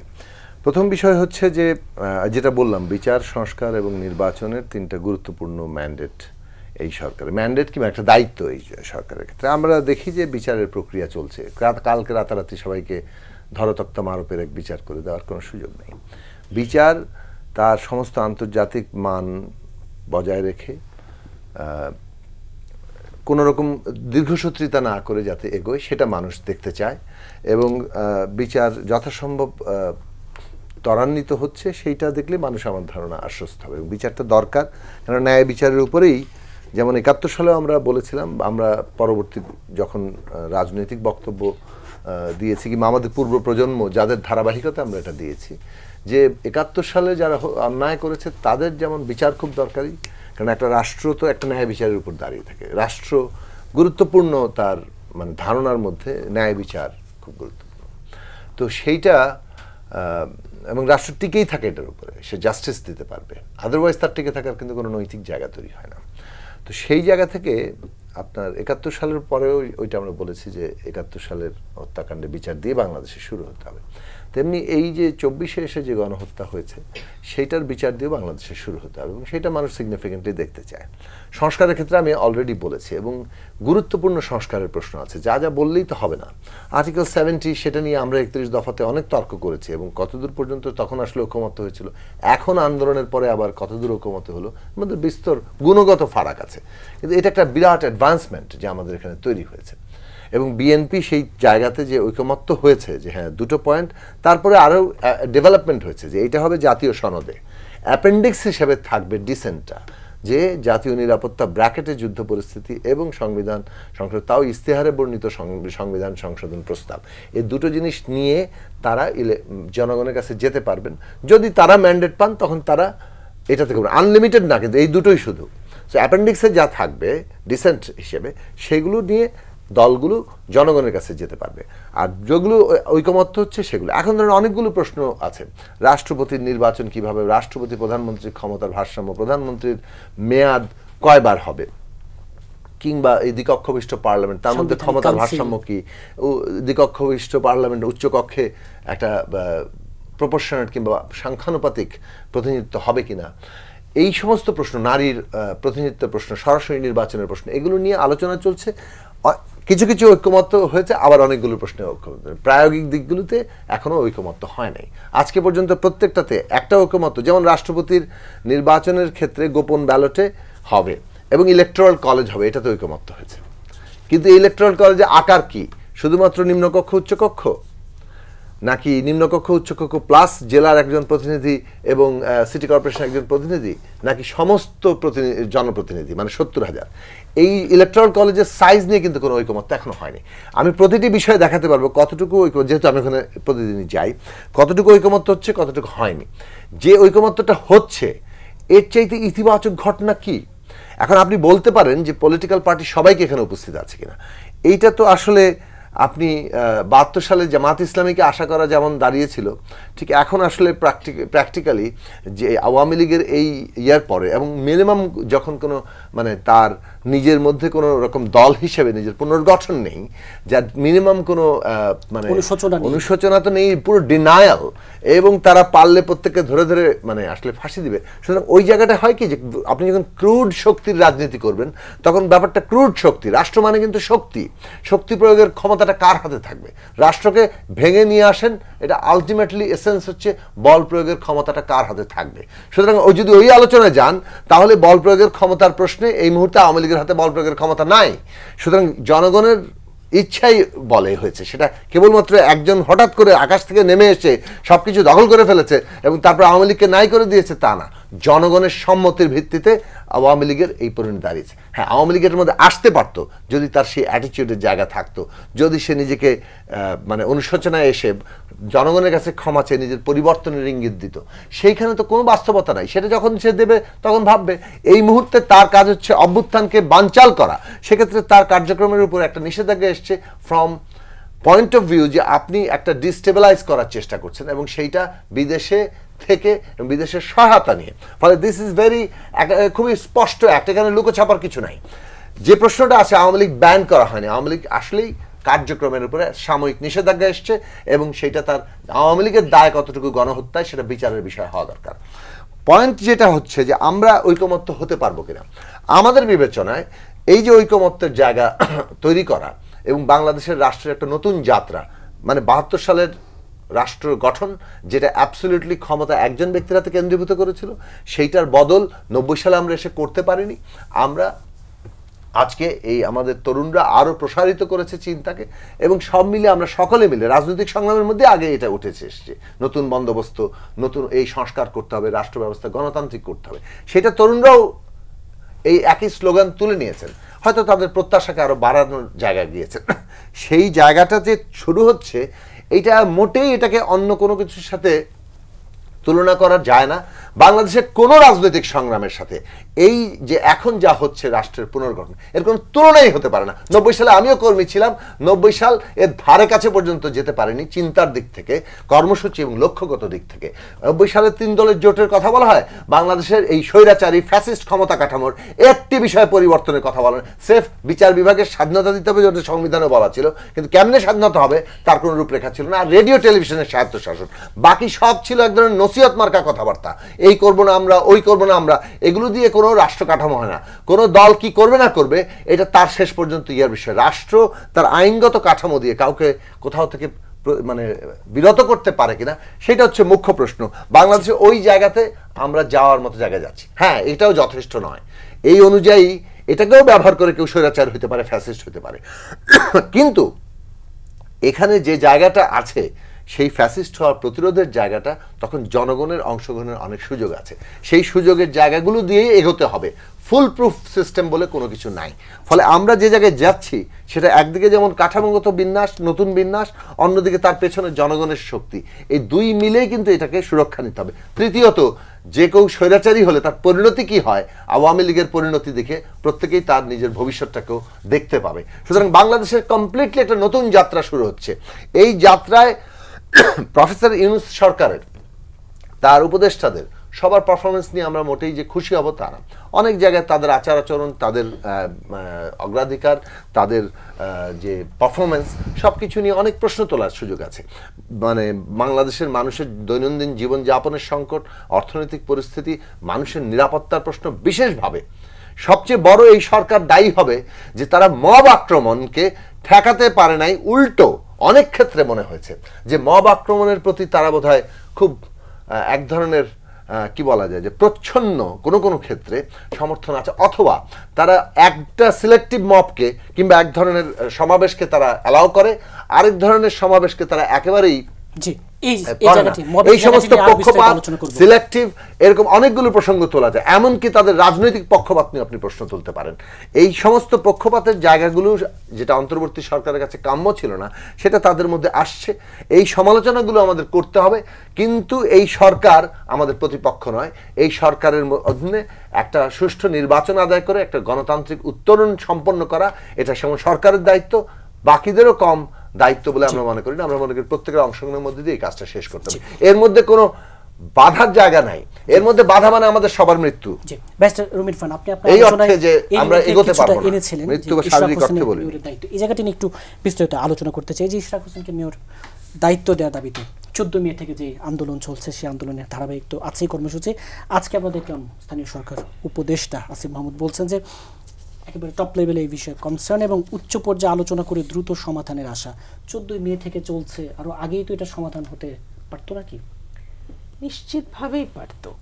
দেখুন, জনাব ইশরাক একটি মামলা দায়ের করেছেন, পরবর্তীতে তিনি মামলার প্রেয়ারটা কিছুটা সংশোধন করেছেন, তিনি ঘোষণামূলক ডিক্রি চেয়েছেন এবং তিনি যেটা করেছেন তার সেই অ্যাপ্লিকেশন সেটা উচ্চ আদালতে গেছে। সেখান থেকে নির্বাচন কমিশনকে ব্যবস্থা নিতে বলা হয়েছে, নির্বাচন কমিশন গেজেট প্রকাশ করেছে। কিন্তু লাস্ট যে দায়িত্বটা শপথ পাঠ করানো, যে দায়িত্বটা মূলত স্থানীয় সরকার মন্ত্রণালয়ের, তারা শপথ পাঠ করাচ্ছে না। আপনি আমাকে বলেন তো, একেবারে সাদা চোখে, আপনার আইনের ছাত্র হওয়া দরকার নাই, আইনজীবী হওয়ার দরকার নাই, সাদা চোখে আপনার মনে হচ্ছে না যেখানে একটি আদালত অবমাননার বিষয় আছে, এখানে একটি কন্টেম্পট অফ কোর্ট আছে? এখন আপনি চিন্তা করেন, একদিকে ইশরাক যিনি বিএনপি প্রতিনিধিত্ব করছেন, অন্যদিকে আসিফ মাহমুদ যিনি সরকারের প্রতিনিধিত্ব করছে। আপনি কি সত্যি মনে করেন যে এটি আসিফ মাহমুদের একার সিদ্ধান্ত এবং তিনি ব্যক্তিগতভাবে এককভাবে সিদ্ধান্তটা নিয়েই তিনি ইশরাকের শপথ পড়ানো থেকে বিরত থাকছেন? তাই কি মনে হয়? নো। এর সাথে সরকারের টপ লেভেল পর্যন্ত মোটামুটি সংখ্যাগরিষ্ঠের একটা কনসেন্ট আছে, না হলে তো এটা হতে পারতো না। এটা হওয়ার পেছনের কারণটা কি? আমরা জানি দক্ষিণে তো ইশরাক, উত্তরের যিনি প্রশাসক হিসেবে নিয়োগ পেয়েছেন তার বিরুদ্ধে একটি বিশেষ নিষিদ্ধ রাজনৈতিক জঙ্গি সংগঠন করবার অভিযোগ এসছে এবং তিনি সেখানে কিভাবে গেলেন, কোন প্রক্রিয়ায় তাকে সেখানে পদায়ন করা হলো, এর কোনো কিছুই কিন্তু আমরা জানি না।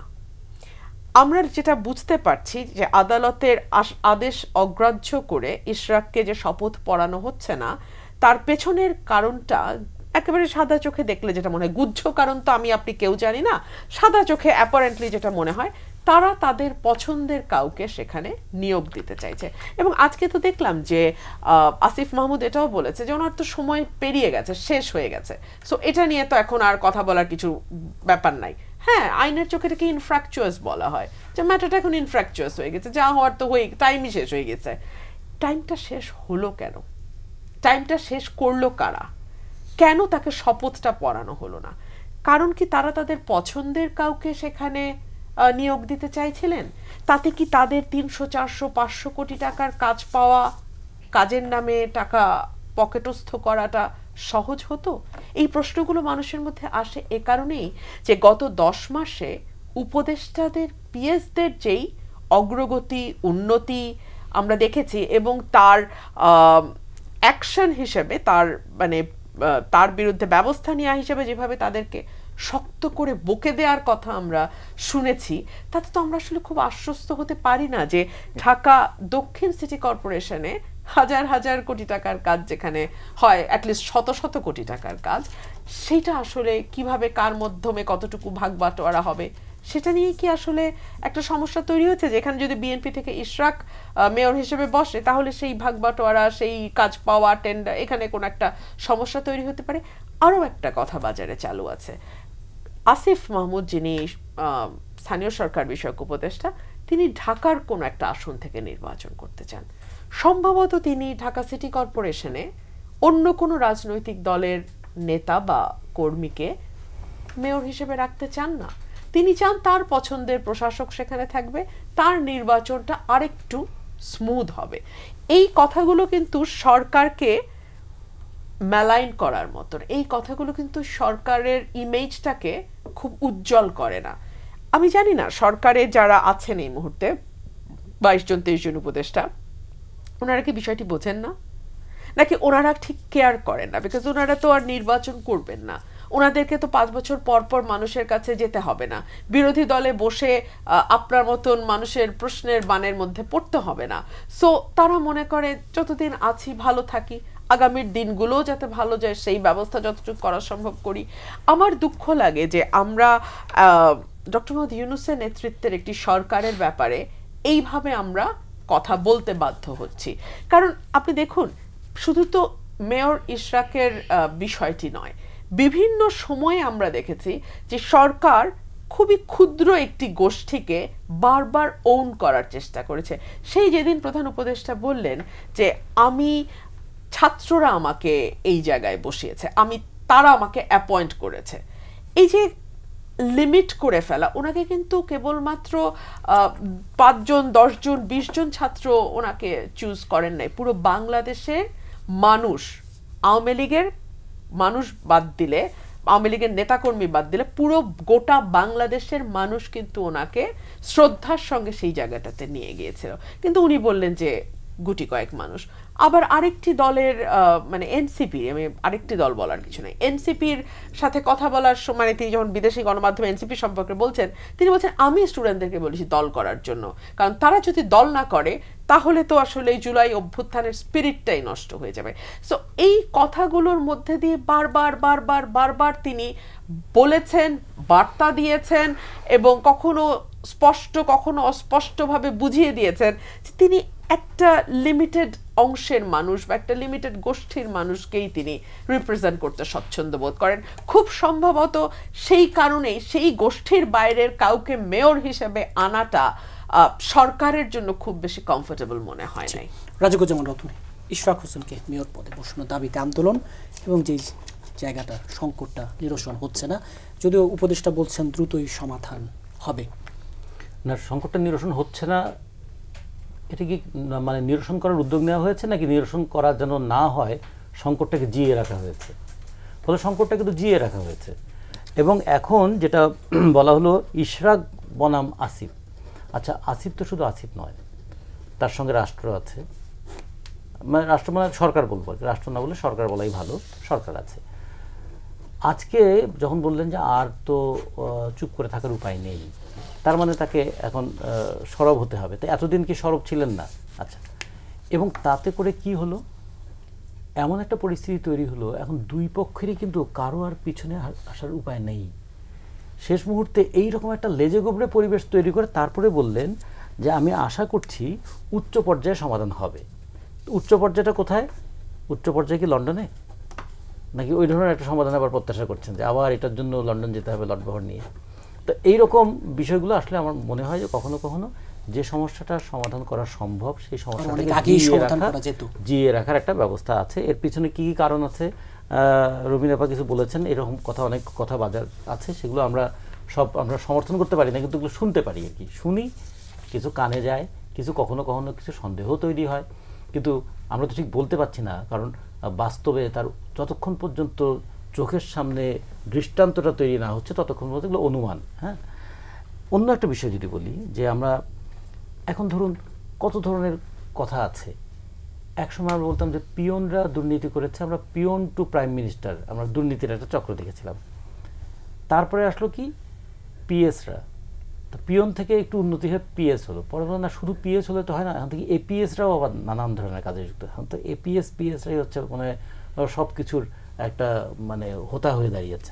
তাহলে এপিএস পিএস কেমন করে পাওয়ারফুল হন?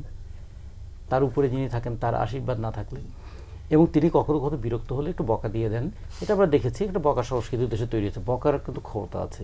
এটা জেলে যাওয়ার চাইতেও পাওয়ারফুল। কারণ বকলেই যদি সমাধান হয়ে যেত, বকলেই যদি সংশোধন হয়ে যেত, তাহলে আমাদের জেল দরকার নাই, তাহলে আমাদের আদালত দরকার নাই, তাহলে আমাদের এই কাউকে ক্ষমা করা না করার প্রশ্ন দরকার নয়। ওকে ধরে আচ্ছা মতো বকে দিয়েছি, আর সে ওরকম করবে না। এগুলো স্নেহপ্রবণ বাবার কথা হতে পারে, কিন্তু এই স্নেহ দিয়ে কখনো ইয়ে করে না, দুর্বৃত্তকে দমন করা যায় না। সেক্ষেত্রে পদক্ষেপ আমরা দেখি নাই। এখন একটা প্রশ্ন আসছে, বিচার সংস্কার এবং নির্বাচন। তো বিচারটা একটা দীর্ঘমেয়াদী সময় লাগবে, সংস্কার একটা চলমান প্রক্রিয়া, কিন্তু নির্বাচনে কি দীর্ঘমেয়াদী অথবা চলমান বিষয় হবে? নির্বাচনের একটা সুনির্দিষ্ট জায়গা লাগবে। আবার বিচার করতে গেলে বিচারের মান নিয়ে যদি প্রশ্ন ওঠে, তাহলে সেখানে প্রথম ইয়েটা আসবে, এটা রবীন্দ্রপাড়া ভালো বলতে পারবেন, তারা আইনের জগতের লোক। এখানে মামলার ধরনের উপর নির্ভর করবে আসলে বিচারটা কেমন হতে পারে। 2 নম্বর, বিচারকালীন পরিবেশটা কেমন আছে। 3 নম্বর হচ্ছে বিচার প্রক্রিয়াটা কি আছে। তারপর আছে বিচারকের ভূমিকা কি আছে। ফলে সব কিছু মিলে কিন্তু বিচারের মানটা তৈরি হবে। এই বিচারের মান যদি এখন আন্তর্জাতিক মান হতে হয়, তাহলে এটা কিন্তু বেশ সময় লাগবে। কেউ যদি বলেন বিচার শেষ না হলে তো নির্বাচন হতে পারে না, তাহলে তার মানে এটাও কিন্তু একটা নির্বাচনকে ঝুলিয়ে রাখার বিষয় হতে পারে। আবার যে বলে সংস্কার শেষ না করে তো আমরা নির্বাচন করতে পারি না। ফলে আমরা মনে করি যে যেটুকু না হলে নয় সেটুকু যেমন করতে হবে, যেটুকু প্রয়োজনীয় সেটাও করতে হবে। পাশাপাশি বিচারের আগে যে প্রয়োজনীয় বিষয় মামলাটা, আসলে এই ধরনের মামলা কেন দেওয়া হলো? আমরা অতীতের কি উদাহরণ জানি না যে কাউকে কিভাবে চামচ চুরির মামলা দেওয়া হয়েছে? তো এগুলো মামলা কি আসলে মামলা দেওয়া নাকি হয়রানি করা? তাহলে এই যে মামলাগুলো দেওয়া হয়েছে, এই মামলা দেওয়ার প্রক্রিয়ার মধ্যেই অতীতের যেমন ধারাবাহিকতা আছে, মামলা দেওয়ার মধ্য দিয়ে এই মামলাগুলোকে দীর্ঘদিন ঝুলিয়ে রাখার একটা প্রবণতাও আছে। ফলে আমরা মনে করি যে ওগুলো চলমান থাকুক, কিন্তু নির্বাচনের ব্যাপারে সবচেয়ে বেশি উত্তেজনা যেখানে আছে, সবচেয়ে বেশি স্টেলমেট কন্ডিশন যেটা আছে। আর এটুকু বলে শেষ করি, অন্তর্বর্তীকালীন সরকার ক্ষমতা ছাড়বেন কেমন করে? একটা অভ্যুত্থানের মধ্যে দিয়ে যে সরকার এসেছেন, তিনি কি তাহলে আর একটা অভ্যুত্থানের মধ্যে দিয়ে ক্ষমতা ছাড়বেন? তিনি কি একটা সেনা অভ্যুত্থানের মধ্যে দিয়ে ক্ষমতা ছাড়বেন, নাকি তিনি একটা পিসফুল ট্রানজিশন অফ পাওয়ার বলতে এখন পর্যন্ত যেটা চালু আছে একটা নির্বাচনের মধ্যে দিয়ে ক্ষমতা ছাড়বেন? তো 3টা অপশনের মধ্যে কোনটা তিনি বেছে নেবেন? যদি তিনি পিসফুল ট্রান্সফার অফ পাওয়ারটা মেনে নেন, তাহলে তাকে তো চেষ্টা করতে হবে একটা অবাধ সুষ্ঠু নির্বাচনের পরিবেশ তৈরি করা, মানির মান নিজেকেই রক্ষা করে কিভাবে সম্মানজনকভাবে একটা সেফ এক্সিট করা যায় সেই চেষ্টাটা তাকে করতে হবে। তো এগুলোর জন্য কেন দীর্ঘ সময় নেওয়া হচ্ছে? জি, মাসুদ কামাল নির্বাচন নিয়ে বলবেন, কিন্তু তার আগে যে ইশরাক হোসেনের প্রসঙ্গটা, আপনার কি মনে করেন কিনা সংকটটা জিয়ে রাখা হয়েছিল এবং মেজগোবরের অবস্থা? রুমিন ফারহানা খুব ডিটেইল বলেছেন, এখানে নতুন করে এগুলো রিপিট করার কোনো দরকার নাই। উনি যেগুলি বলেছেন আসলে ওইটাই আমারও কথা। তবে এই মাধ্যমে যে জিনিসটা হয়েছে কি, যে কথাটা রতনভাবে বললেন, যে আসলে এই সরকারটা তো প্রথমে তাদের এই উপলব্ধিটা তাদের থাকা উচিত ছিল যে আমরা একটা অন্তর্বর্তী সরকার, আমরা এখানে দীর্ঘকাল থাকতে আসি নাই, কাজে আমরা এমন কিছু করব যাতে নাকি নতুন একটা জনগণের নির্বাচিত একটা সরকারের কাছে আমরা দায়িত্ব যত তাড়াতাড়ি পেয়ে দিয়ে চলে যাব, এটাই হওয়া উচিত ছিল। এবং এর আগেরও প্রত্যেকটা তত্ত্বাবধায়ক সরকারের মধ্যে এই মানসিকতা আমরা দেখেছি। তো এরা নাকি অন্যরকম, মানে প্রেস সেক্রেটারি বলে আর কি, এটা নাকি ওই রকম ট্র্যাডিশনাল না তত্ত্বাবধায়ক সরকার, অন্যরকম একটা তত্ত্বাবধায়ক সরকার, তাদের নাকি অনেক দায়িত্ব, তারা নাকি সব পারে। তো এগুলি বলতেছে, এই সব পারতে যাইয়া এই ইশরাকের এই ঘটনাকে কেন্দ্র করে এই সরকার আসলে একটা লেজে গোবরের অবস্থা পড়ে গেছে। মানে এইটা যে আমার এখনো মনে হয় যে এটা একজন উপদেষ্টার মানে গোয়ার্তুমির কারণে এটা হয়েছে, এবং ওই একজন উপদেষ্টা পুরো সরকারকে মানুষের কাছে একটা প্রশ্নের মুখে দাঁড় করাই দিছে, এবং এদের যে নিরপেক্ষতা এটাকেও প্রশ্নের মুখে দাঁড় করাই দিছে। এই সরকার যে আদৌ নিরপেক্ষ থাকতে পারতেছে না, এটা কিন্তু মানুষ এখন এটা বুঝা গেছে এই ইস্যুটাকে কেন্দ্র করে।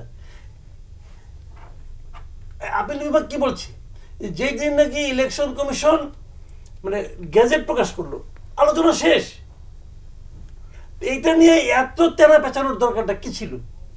এবং ইলেকশন কমিশন কেন গ্যাজেট প্রকাশ করলো এটা জন্য এনসিপি যে মিছিল করে যে এটা বিএনপির হয়ে গেছে, মানে তার পক্ষে চলে তার বিপক্ষে চলে গেলে এটা অন্য দলের হয়ে গেল। এই যে ট্যাগ লাগানোর যেটা অভ্যাস এদের হয়ে গেছে, এটা কি ভালো কাজ হয়েছে? তখনই তো বোঝা গেছে যে আসিফ মাহমুদের দল কোনটা। এরা বলতেছে এরা তো আছে নির্দলীয় সরকারের মধ্যে আছে। এরা দেখেন, ধরা যায় হাইপোথেটিক্যাল ধরেন ইশাক নাই, ইশাক আন্দোলন করে নাই, তাহলে ঢাকা দক্ষিণ সিটি কর্পোরেশনে কি হইতো? হইতোটা কি? হইতোটা আরেকজন এজাজ বসাইতো। আচ্ছা, এজাজ কি বসাইছে কোন আইনে, কোন সিস্টেমে বলেন? প্রশাসক আপনি নিয়োগ করবেন, করেন, গভর্নমেন্ট অফিসার আছে, প্রশাসক নিয়োগ করেন।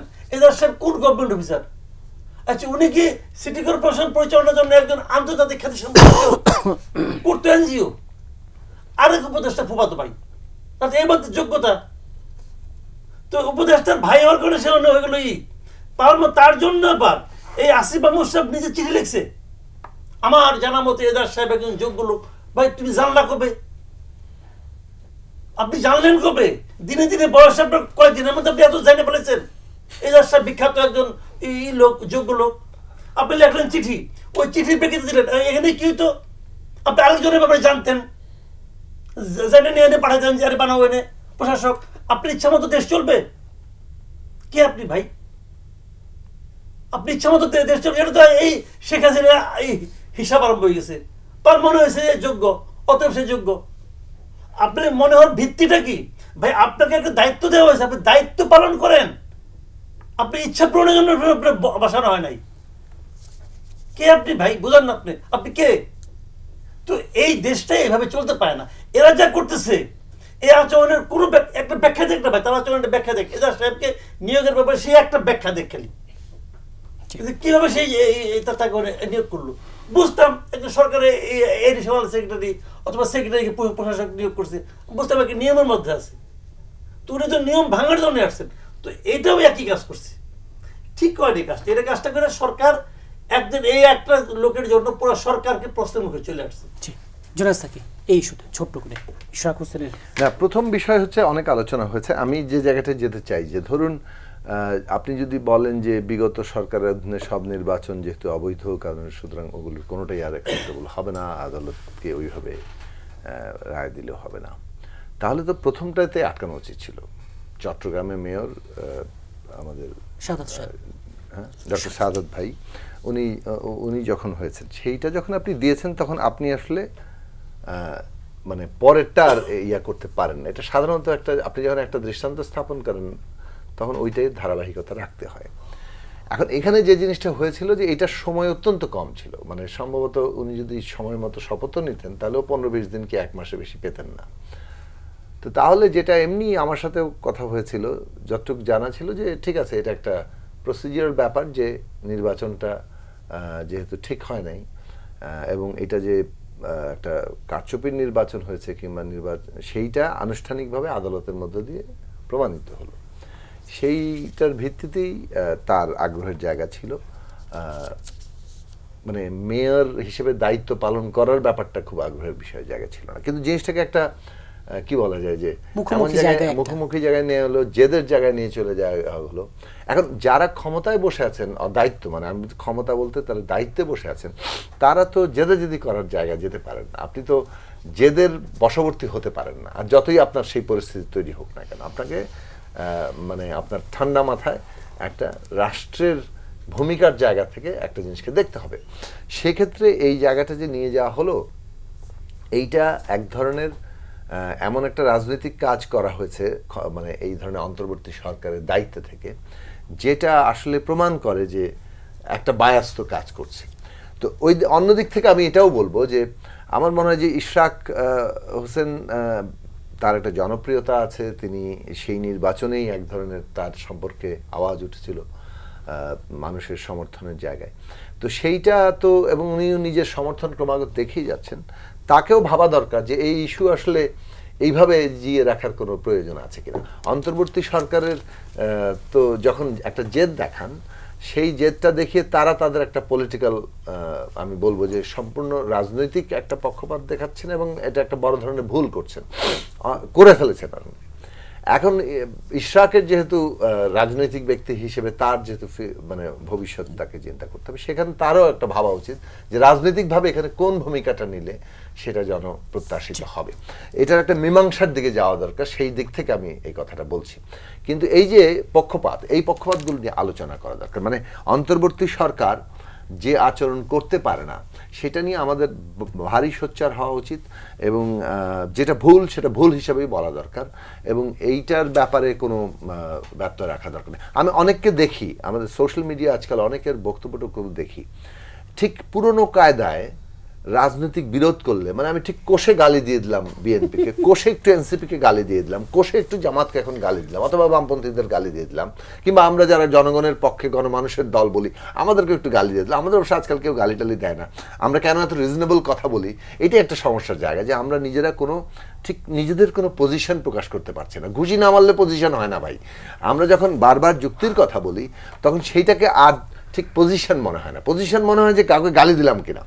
এখন এইটা বাংলাদেশে একটা সংস্কৃতি, যে সংস্কৃতিতে আমরা ধারাবাহিকভাবে এসেছি, ওইটা কি রাজনীতি বলে, প্রতিপক্ষতা বলে। কিন্তু পলিটিক্স যখন আপনি একটা প্রোগ্রাম নিয়ে করছেন, আইডিয়া নিয়ে করছেন, ওইটার তেমন কোনো রাজনীতি ফাজনীতি থাকে না। আপনি ও রাজনৈতিক স্বার্থের দিক থেকে এগিয়ে যাচ্ছে, আপনি তাকে খুব ভালো কোষে আটকে দিতে পারলেন, হ্যাঁ, কিংবা একটা বুদ্ধি করলেন, বুদ্ধি করাটাকে বাংলাদেশে পলিটিক্স বলে। এই সমস্ত বুদ্ধি দিয়ে করতে করতে এর পরিণতি কিন্তু কোথায় এসে দাঁড়ায় আমরা এগুলো অতীতে দেখেছি। তা আমরা আশা করি যে আমাদের বুদ্ধিজীবীতা আরেকটু সাবালকত্ব অর্জন করবে। ফেসবুকে যারা বিরাট বুদ্ধিজীবী হিসেবে অনেক সময় লেখেন টেকেন, তারপরে আমাদের রাজনৈতিক সংস্কৃতিতে একটা পরিবর্তন ঘটবে যে এই জায়গাগুলো মানে কি বলে যে বুদ্ধি করে একজন আরেকজনকে ঠিকঠাক মতো কোষে গালি দিতে পারা অথবা যে কোনো মূল্যে বিরোধ পায়ে পায়ে লাগিয়ে করা, এইটাই একমাত্র পলিটিক্স না। জি, হাতে বেশি সময় নিয়ে দুটো বিষয় নিয়ে চারজনের কাছে মন্তব্য শুনবো। এই বিষয়গুলো নিয়ে এর মধ্যে আলোচনা এসেছে নিরাপত্তা, কিন্তু একটু স্মরণ করে দিতে চাই পরিসংখ্যান ব্যুরোর সিটিজেন পারসেপশন বিষয়ক একটি জরিপ, সরকারি সেবা নিতে গিয়ে এই এক বছরে 32% সেবা গ্রহীতাকে ঘুষ দিতে হয়েছে, 15% নাগরিক সন্ধ্যার পর নিজ এলাকায় চলাফেরা করতে নিরাপত্তাহীনতায়, 15%, আর 8% মানুষ সন্ধ্যার পর বাড়িতেও নিরাপদ বোধ করেননি। এক বছরে যদি এই অবস্থা দাঁড়ায় আপনি কিভাবে দেখেন, ছোট্ট করে? আমি তো আপনাকে আগেই বলেছি যে আমাদের আইন শৃঙ্খলা পরিস্থিতি, সামাজিক অস্থিরতা, সকল কিছুই একটা ভয়াবহ দিকে যাচ্ছিল এবং সেই কারণেই আমরা বলেছি যে, আমি বলেছি যে আমাদের যে বৈঠকটি হয়েছে যে একটা রাজনৈতিক স্থিতিশীলতার দিকে বাংলাদেশ যাবে, সেটি নানান কারণেই অত্যন্ত তাৎপর্যপূর্ণ। তার মধ্যে আপনি যে পরিসংখ্যানগুলো বললেন সেটিও তার একটি। ঘুষ বাংলাদেশে সবসময় ছিল। আপনি যদি আগের বছরগুলোর সাথে এই পরিসংখ্যানটিকে কম্পেয়ার করে বলতেন তাহলে আমার পক্ষে ইজিয়ার হতো বোঝাটা যে ঘুষ বেড়েছে নাকি কমেছে নাকি একই আছে। যেহেতু আগের বছরগুলোর সঙ্গে কোনো কম্প্যারিজন পাচ্ছি না, আমি বলতে পারছি না সেই ব্যাপারে। বাট অন্য যে অপরাধগুলোর কথা আপনি বলছেন সেটা ডেফিনেটলি মানুষের মধ্যে এক ধরনের ভীতি কাজ করছে। বিকজ বাংলাদেশে নতুন করে, যেটা সাকিব ভাই বলছিলেন যে এক গ্রুপের মব কালচার ন্যায্য, আবার আরেক গ্রুপ মব করলে সেটাকে বিচারের আওতায় আনা হবে। সুতরাং মবের গ্রুপ কোনটা সেটাও কিন্তু আবার সরকারের পছন্দের গ্রুপ হলে একরকম, সরকারের অপছন্দের গ্রুপ একরকম। এর মাধ্যমে আপনি সমাজে যে মেসেজটা দিচ্ছেন সেটা হচ্ছে কেউ নিরাপদ না। মব আসলে কখন কাকে কিভাবে কেন আক্রমণ করবে এটা কেউ আগে থেকে বলতে পারে না। সাকিব ভাই গালাগালির কথা বলছিলেন। বাংলাদেশে নারী হিসেবে, নারী রাজনীতিবিদ হিসেবে, নারী রাজনীতিবিদ মানে যিনি হু ইজ ভেরি ভোকাল হিসেবে আমাদের জীবন যে কতটুকু মিজারেবল আগেও ছিল এবং এখন 5th অগস্টের পরে কি দাঁড়িয়েছে এটা ভুক্তভোগী ছাড়া কেউ জানে না। এটার একটা উদাহরণ হলো, আপনারা ফ্রন্ট লাইনারে অনেক নারী দেখেছিলেন জুলাই অভ্যুত্থানে, এখন কিন্তু আপনারা কাউকে পাচ্ছেন না। এবং নারীদের ব্যাপারে যে এক ধরনের বিদ্বেষ, এক ধরনের ঘৃণা আমরা ভেতরে লালন করেছি, সেটা কেন যেন এই 8 মাসে 9 মাসে 10 মাসে সেটা সকলেই প্রকাশ করতে একটা কমফোর্ট পাচ্ছি। কেন পাচ্ছি? বিকজ আমরা দেখছি মরাল পুলিশিং এই সরকারের সময় যতটা বৈধতা পেয়েছে অতীতে কখনো সেরকম পায়নি। গলায় মালা পরিয়ে থানা থেকে অপরাধীকে বের করার নজিরও বাংলাদেশে হয়েছে। সো এই পরিবেশটা অনিরাপদ। সে কারণেই আপনি 8%-এর কথা বলছিলেন যারা ঘরে থেকেও ভয় পায়, তাদের কারণ হচ্ছে যে তাদের উপরে কখন কেন কারা আক্রমণ করবে সেটা আগে থেকে তো বলা যাচ্ছে না। জি, রাজুকুজ্জামান রতন, এই জরিপের তথ্য গত এক বছরে দেশের 19.31% জনগণ কোনো না কোনো ধরনের বৈষম্য বা হয়রানির শিকার হয়েছেন। তাহলে আগস্টের যে গণ অভ্যুত্থান বৈষম্যহীন সমাজ সেটা প্রতিষ্ঠিত হলো কোথায়? এই জরিপ নিয়ে আমার প্রশ্ন আছে। এখানে বলছে যে 19% মানুষ বৈষম্যের শিকার হয়েছে। এখন কেউ যদি বলে তাহলে আমার 81% মানুষ বৈষম্যের শিকার হয়নি, আমি তো বলবো এটা ঠিক নয়, উল্টা হওয়া উচিত। 81% মানুষ মনে করছে তারা বৈষম্যের শিকার হয়েছে, আর 19% মানুষ বৈষম্যের সুফল ভোগ করেছে। মানে বৈষম্য করলে তো কেউ না কেউ সুফল ভোগ করে। আবার বলছি কি 8% মানুষ ঘরে নিরাপদ বোধ করে না। তার মানে এখন আরেকজন বলবে তাহলে 92% মানুষ নিরাপদ করে, আমরা তো নিরাপদ করে দিয়েছি। আসলে তা নয়, 8% মানুষ হয়তো তারা এমন সুরক্ষিত জায়গায় থাকেন, তারা নিজেদেরকে নিরাপদ ভাবেন, বাকিরা দরজা খুলে রাখা তো দূর কথা, পুলিশের কর্মকর্তা বলছেন দরজা খুলে রাখবেন না, কিংবা ভালো করে দরজা আটকে রাখুন, এরকম বলেছিলেন। 15% মানুষ ঘরের বাইরে বের হতে ভয় পায়। আচ্ছা 15% বাদ দেন, এখানে আমি আপনার কথাটা একদম 100% ঠিক মনে করলাম, 100% ঠিক মনে করলাম, মেয়েদের কথা বাদ, আমরা 4জন তো সমাজে একটা প্রিভিলেজ পাওয়া মানুষ, একা একা হাঁটিতে রেখে রাস্তায়, ফলে বাইরে বের হতে ভয় পায় না কে, এটা হলো এক। ফলে এই জরিপটাকে আমি ঠিক মনে করি না। আজকে সকালে আমি দুটো ঘটনা আমার কাছে আবার নাড়া দিল। ভিকারুননিসা স্কুলের পাশ দিয়ে যাচ্ছি, ওখানে দেয়ালে দেখি লেখা আছে যে মানুষ তুমি সভ্য হও। আজকে দেখুন এখন আমরা কোন জায়গায় দাঁড়ালাম। আজকে যখন সাম্প্রদায়িকতার নামে নিপীড়ন চলছে, আদিবাসীদের উপর নিপীড়ন চলে, নারীর উপর এইরকম একটা আক্রমণ চলে, তখন আমি কি পরিবর্তন করলাম? বরঞ্চ আমি আরও তো পরিবর্তন নামে অধঃপতনের দিকে চলে গেলাম না, একটা দিক। 2 নম্বর, একটা জায়গায় লেখা আছে ঘুষ চাইলে ঘুষই দেবেন। এখন তো ঘুষ না দিলে ঘুষি দিচ্ছে।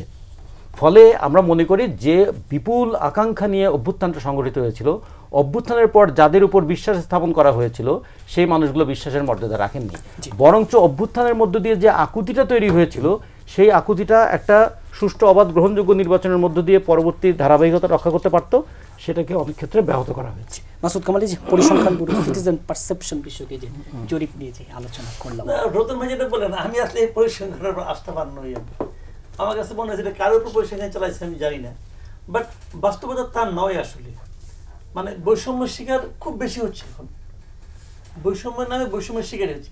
এই যে ইশাকের কথা বললেন, সে বৈষম্যের শিকার হচ্ছে, জাস্ট বৈষম্যের শিকার। সে যদি এনসিপির কোনো লিডার হইতো, শপথ নিয়ে যে বসতো ওখানে, বিএনপি লিডার হয়েছে, বিএনপি হওয়ার কারণে এখানে বৈষম্য শিকার হয়েছে।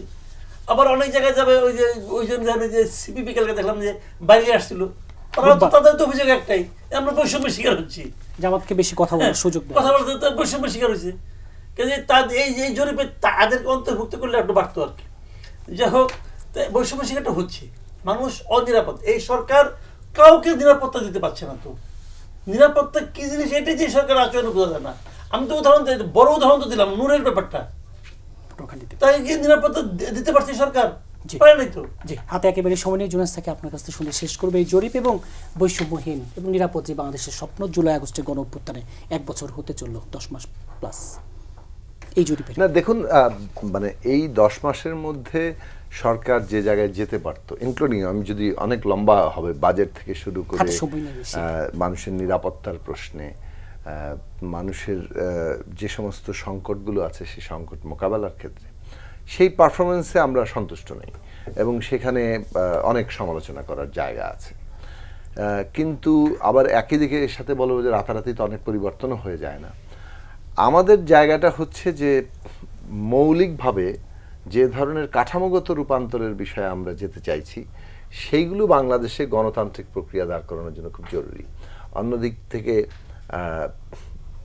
মানুষের মধ্যে বৈষম্য বলেন, নিরাপত্তার জায়গা তৈরি করে বলেন, এটা তো আসলে মানে কারা কোন ধরনের রাজনৈতিক শক্তি কি ধরনের কর্মসূচি নিয়ে হাজির হবে তার উপর একটা নির্ভর করে। ভবিষ্যতে আমরা দেখব যে কে আসলে জনগণের পক্ষে ওই নিরাপত্তা, ওই তাদের বৈষম্য দূর করার ক্ষেত্রে তাদের ভূমিকাটা কি রাখে। আপনাদের 4 জনকে আজকে স্টুডিওতে সময় দেওয়ার জন্য ধন্যবাদ। দর্শক, বিএসআরএম গণতন্ত্র এখন আজ এ পর্যন্তই। আগামী পর্ব দেখার আমন্ত্রণ রইল। সে পর্যন্ত ভালো থাকুন, সুস্থ থাকুন।